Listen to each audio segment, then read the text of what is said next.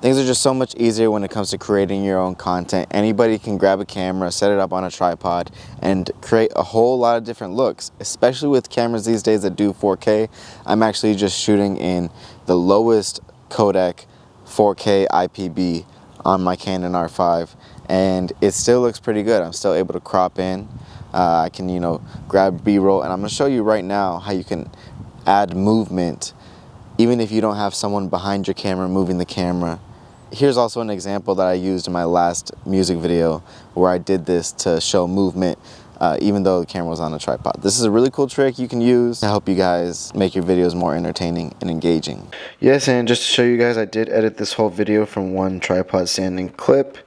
And the way that I did it, let me just go ahead. Alright, so I'll show you guys exactly how I did this. I am using Adobe Premiere, but you can do this in any basic editing software.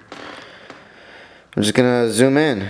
See, my scale is already zoomed in at 125. If I zoom it in more, boom. Okay, I'll adjust how I'd like it to be. This is how I did it earlier. Wow, that's beautiful.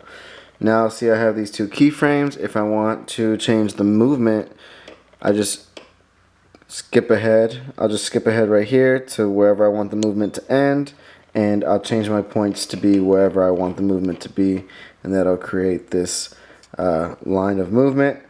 And now when I play it back, there's movement. Boom, it's that simple. It's that simple. That's how you keyframe movement into your videos so that it looks like somebody's moving the camera. Makes it more entertaining, more engaging. Even if you don't have someone there, you can do it on a tripod. All you need is a camera that shoots 1080 or 4K at least, and you're good.